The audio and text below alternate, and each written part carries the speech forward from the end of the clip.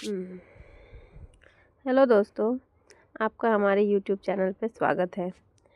आज हम लोग मॉर्गन हाउस द्वारा लिखित द साइकोलॉजी ऑफ मनी में धन के प्रति हमारी मानसिकता और व्यवहार पर गहन चर्चा करेंगे।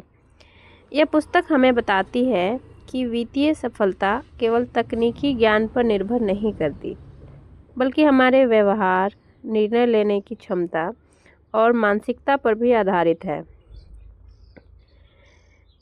जैसे कि इसमें भाग्य के बारे में बात किया गया है कि जब वित्तीय सफलताओं में हमारे भाग्य का बहुत महत्वपूर्ण योगदान होता है और हम अक्सर अपनी सफलताओं का श्रेय अपनी मेहनत को देते हैं और असफलताओं के लिए भाग्य को दोषी ठहराते हैं, जबकि दूसरों की असफलताओं को उनके चरित्र की कमी समझते हैं।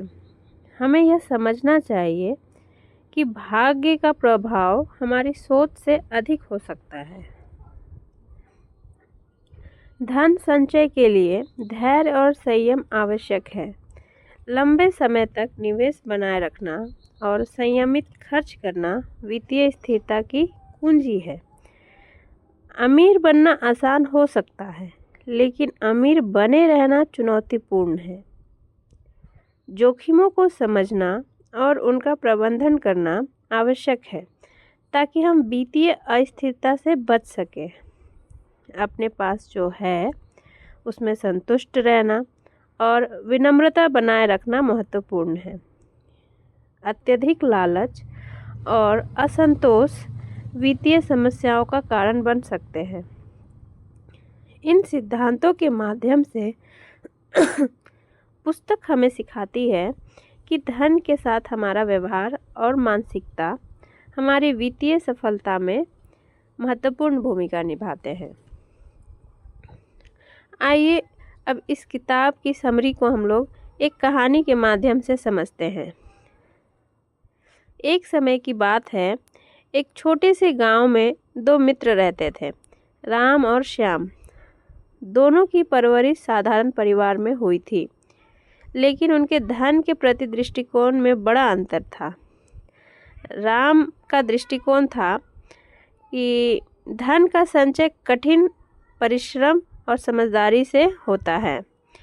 वह नियमित रूप से अपने खेतों में काम करता, अपनी आय का एक हिस्सा बचाता और सोच समझकर निवेश करता। वह जानता था कि धन संचय एक धीमी प्रक्रिया है जिसमें धैर्य और संयम की आवश्यकता होती है। राम ने अपने खर्चों को नियंत्रित रखा और अनावश्यक दिखावे से वह बचा रहा।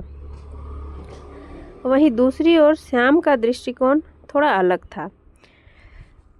श्याम हमेशा सोचा करता था कि जीवन का आनंद लेने के लिए धन का खुलकर प्रयोग करना चाहिए। जैसे ही उसे कोई आय मिलती, वह उसे महंगे वस्त्र, गहने और उत्सवों में खर्च कर देता। वह सोचता था कि भविष्य की चिंता करने से वर्तमान का सुख कम हो जाता है। कई वर्षों बाद राम के संयमित व्यवहार और धैर्यपूर्ण निवेश के कारण उसने एक स्थिर वित्तीय स्थिति बना ली थी। उसके पास आपातकालीन स्थितियों के लिए पर्याप्त धन था और वह अपने परिवार के साथ शांतिपूर्ण जीवन जी रहा था। वहीं श्याम ने अपने सभी संसाधनों को तत्काल सुख के लिए खर्च कर दिया था। जब एक वर्ष फसल खराब हुई और आय का स्रोत सूख गया, तो श्याम के पास कोई बचत नहीं थी। वह आर्थिक संकट में पड़ गया और उसे दूसरों से मदद मांगनी पड़ी। इस कहानी से हमें यह सीख मिलती है कि धन के प्रति हमारा दृष्टिकोण और व्यवहार हमारी वित्तीय सफलता में महत्वपूर्ण भूमिका निभाते हैं। धैर्य, संयम और भविष्य की योजना बनाना आवश्यक है, जबकि अनियंत्रित खर्च और तत्काल संतुष्टि की इच्छा हमें आर्थिक समस्याओं में डाल सकती है। तो ये थी आज की बुक की summary, the psychology of money की समरी। आपको कैसी लगी यह समरी, आप हमें कमेंट करके ज़रूर बताएं। अगर आपको हमारा ये वीडियो अच्छा लगा तो लाइक, शेयर और सब्सक्राइब ज़रूर करें। Thank you so much.